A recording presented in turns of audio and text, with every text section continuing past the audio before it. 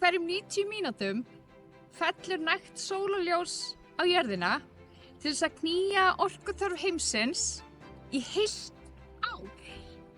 Hugsið ykkur. Og það eina sem við þurfum að gera, það er að virka hana. Sólarorka er framleidd með sólarsellum sem algengt er að setja á þök eða festa við jörðina.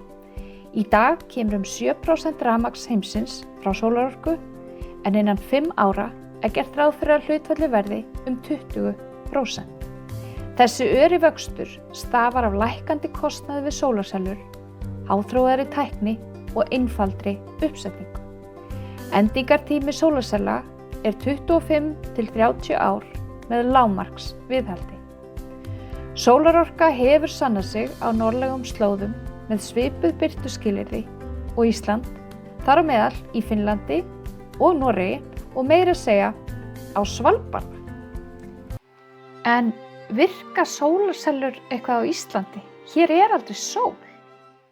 Stuttasvarið er já. Sólarsellur hafa verið notaðar í litlu mæli hér á landi í áratugi, en stærri sólarorkukerfi hafa nú sannað gildi sitt. Yfir háveturinn er hér lítil birta og framleiðsla sólarorku því takmörkuð, en þótt sólarorka leysi ekki alla orkuþörf Íslands, þá er hún mikilvægur hluti af lausninni.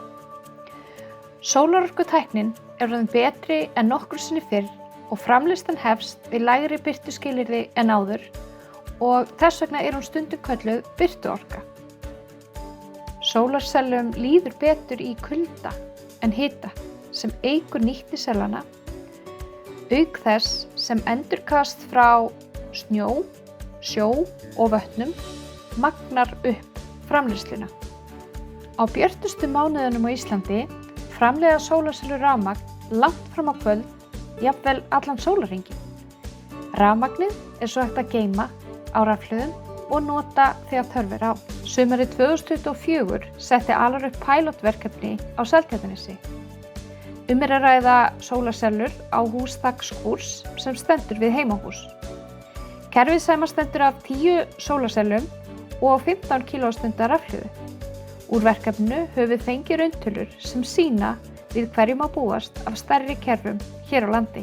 Staðsetning kerfisins er þó ekki tilviljun, en því var valinn staður við heimili Rúnars Unnþórssonar, tæknistjóra Alor og prófessors við Háskóla Íslands.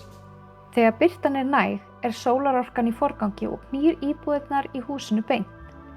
Þá daga sem er umfram framleiðsla rafmagns er því safnað í rafhlöðu svo unnt sé að nota þegar sólarorku nýtur ekki við, en þetta hámarkar nýtni kerfisins. Þegar rafhlaðan tæmist skiptir kerfið sjálfkrafa yfir á raforkukerfið og þá er keypt rafmagn þaðan eftir þörfum. Búnaðurinn okkar, hann er sítengdur við netið, það þýðir að við getum fylgst með ástandinu í gegnum farsíma til dæmis eða nettengdar tölvur. Og hér er ég með viðmótið sem við höfum. Efst uppi hér sjáum við hvaðan orkan er að koma og hvert hún er að fara. Við sjáum til dæmis hleðslun á batteríinu er 66%. Við sjáum framleiðsluna hér á sólarsellunum og síðan sjáum við hvað við erum að kaupa mikið af rafmagnsnetinu og svo sjáum við orkuþörfina núna í húsinu. Hér niðri sjáum við síðan tímaröð yfir heilan dag. Rauða línan sýnir orkuþörf hússins og bláa línan hér sýnir framleiðslu sólarselluna. Og þar sem að sólarsellurnar framleiða meira heldur en húsið þarf, þá notum við umfram orkuna til þess að hlaða rafhlöðurnar. Og hér til dæmis getum við séð ástandið hérna morguninn að þá er state of charge 60% og svo ef við bíðum í nokkra klukkutíma að þá sjáum við að state of charge er komin hérna upp í 80% 2-3 tímum seinna. Það þýðir rauninni það að umfram orkan, hún er sett inn á rafhlöður þar sem við getum notað hana seinna þegar við þurfum. En tækifærin eru stærri en fyrir heimili og undirbýr Alor fjölmörg verkefni fyrir fyrirtæki, stofnanir, sveitarfélög og bændur. Fyrsta skrefið er að meta möguleika sólarsella með greiningu á rafmagnsframleiðslu með við nákvæma staðsetningu, kostnað og endurgreiðslutíma.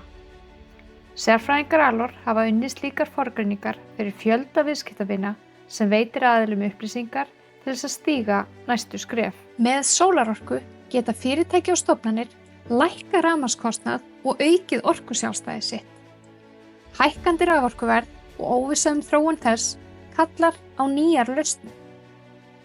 Fyrir aðilar sem reiða sig á olíu til rafmagnsframleiðslu getur sólarorka stórlega minnkað kostnað og dregið verulega úr kolefnisspori og aðstoða þá við að leggja sitt af mörkum til orkuskipta.